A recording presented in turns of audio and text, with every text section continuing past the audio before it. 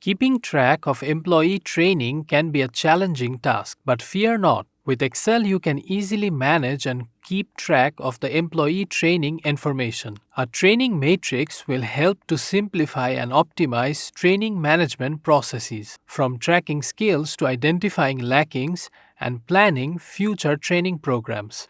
This tool will change the way you develop talent within your organization. Hi there, welcome to Exceldemy, where you can learn to use Excel and solve Excel VBA related problems. I am Eshrak Kader, and in today's video, we'll be discussing how to create a training matrix in Excel. So, let's get started.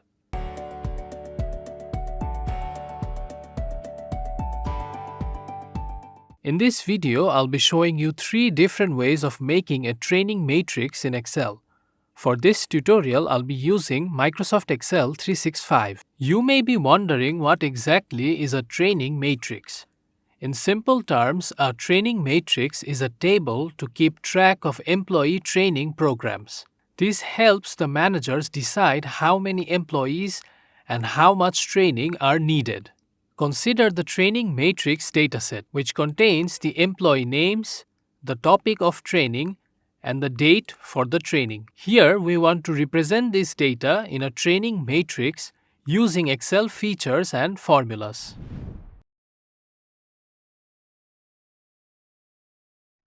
For the first method, we'll use Excel's pivot table feature to make a training matrix.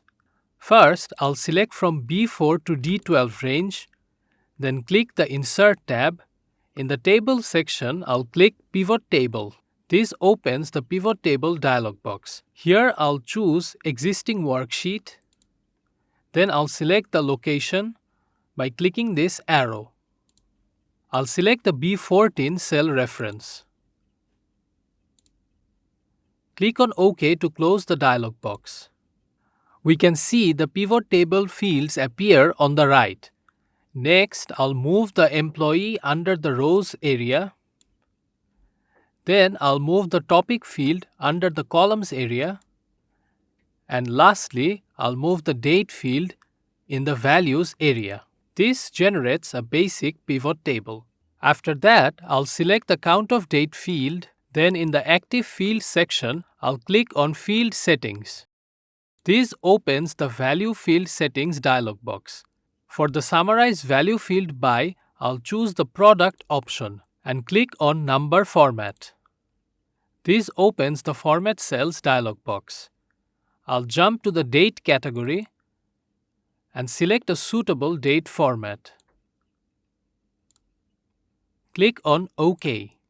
Click on OK again. We can see that our dates are now formatted properly in our pivot table. Now, we will get rid of the grand totals from our pivot table. To do this, go to the Pivot Table drop-down and select Options. This opens the Pivot Table Options window. Go to Totals and Filters and uncheck the grand totals for rows and columns. Next, go to Layout and Format. For empty cells show, we'll enter 3 hyphens and click on OK. That's it, our training matrix is complete. If you prefer to use Excel formulas and functions instead of pivot table, then you will find our next method very helpful.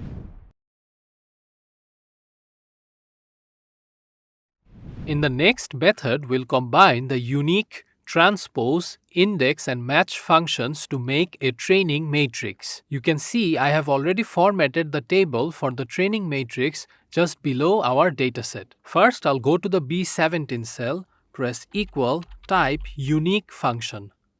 For the array argument, I'll select from B5 to B12 range, close the parentheses and press enter.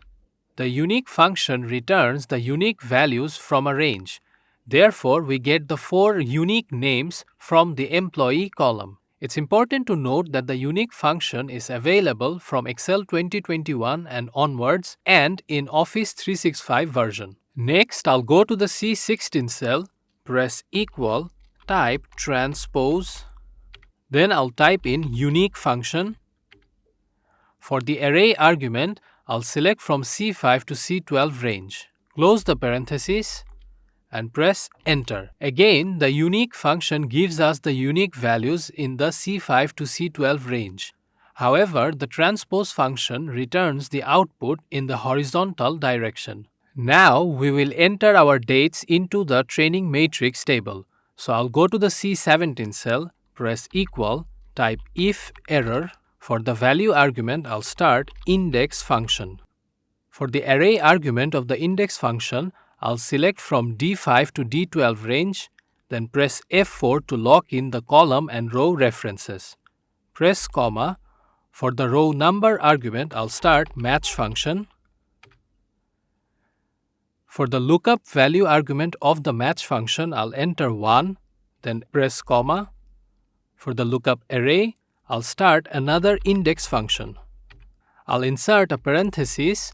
Then for the array argument of the second index function, I'll select from B5 to B12 cell reference, press F4 to lock in the references. Press equal, then type B17 cell reference. Press F4 once, twice, thrice to lock in the column reference. Close the parenthesis, insert an asterisk symbol, start a second parenthesis. Now select from C5 to C12 range, press F4 to lock in both the column and row references. Press equal, type C16 cell reference.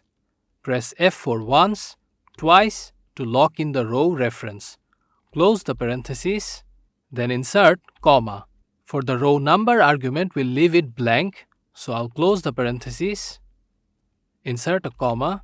For the match type argument of the match function, I'll insert 0 since I want an exact match. Then close the parenthesis. For the row number argument of the first index function, I'll leave it blank, so I'll insert another parenthesis, then a comma. Finally, for the value if error argument of the if error function, I'll open and close double quotes, then close the final parenthesis and press enter. Let's briefly understand how this formula works. This formula retrieves a value from a range based on certain criteria. Here, the match function finds the position of the first occurrence of the values in B17 and C16 cells, while the index function uses this position to retrieve the corresponding value from the date column. Lastly, the if error function is intended for error handling and returns an empty string in case of an error. In my case, Excel automatically recognizes the dates. However, you may need to apply proper formatting to the dates. To do that, select the cell. In the number section, click the Number Format drop-down arrow. This opens the Format Cells dialog box. You can also press Ctrl+1 shortcut keys. Go to the Numbers tab. Then in the Date category, select a date format according to your preference. Click on OK, and your date will be formatted correctly. Following this, I'll drag the fill handle tool to copy the formula into the cells below. Then I'll use the fill handle tool again to copy the formula across the columns. And that's it, our training matrix is complete.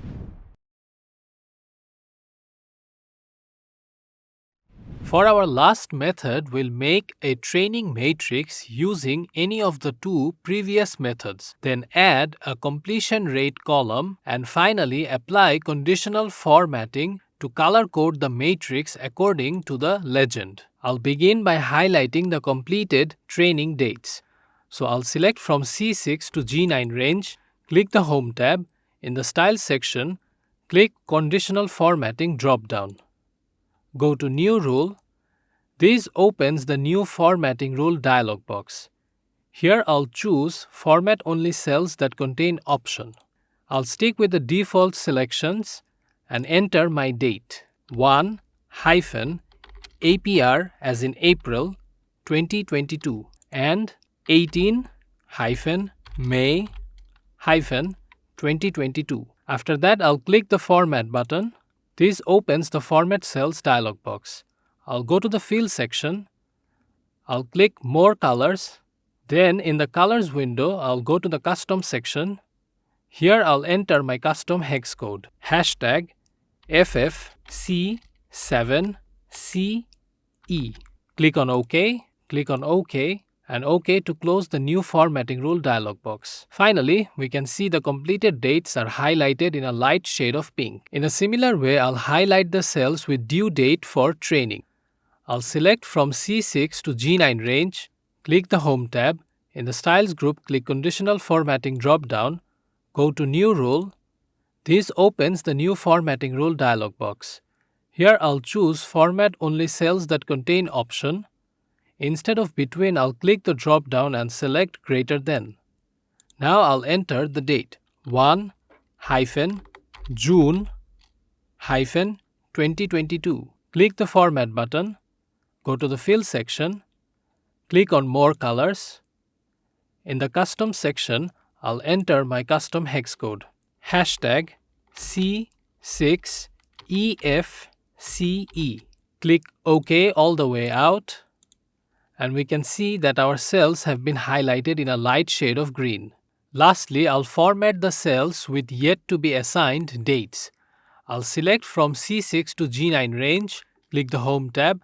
In the Styles section, click Conditional Formatting, go to New Rule, select Format Only Cells That Contain option. Instead of cell value, click the drop-down and select blanks. Next, click Format. In the Fill section, click on More Colors, go to Custom. Here, enter the hex code, #EDEDED. Click on OK all the way out, and we can see that the blank cells are now highlighted in a shade of gray. In the H6 cell, I'll calculate the completion rate. Press equal, type count if. For the range argument, I'll select from C6 to G6 range, press comma. For the criteria argument, start double quotes, less than 18-May-2022. Close the double quotes, then close the parentheses, insert a division operator, then type the count function. For the value 1 argument, select from C6 to G6 range. Close the parentheses and press Enter. Here's a brief description of how this formula works. The COUNTIF function counts the cells that have dates less than 18 May 2022, while the count function counts the number of non-blank cells in the range. After that, we simply divide the results to get the percentage. Lastly, I'll use the Fill Handle tool to autofill the formula into the cells below. Finally, we've completed making our beautiful training matrix table using conditional formatting. In this demonstration, I have shown you 3 useful methods to create a training matrix in Excel. You can apply any of these methods according to your requirement and convenience. Don't forget to download the practice workbook from the video description. Try it out for yourself. It's a great way to improve your Excel skills. If this video helped you, give it a thumbs up. If you have any queries, suggestions, or feedback, leave a comment down below. For more information, you can also visit Exceldemy.com. Also, to see more helpful content like this, please consider subscribing to our channel. Hope to see you next time. Bye!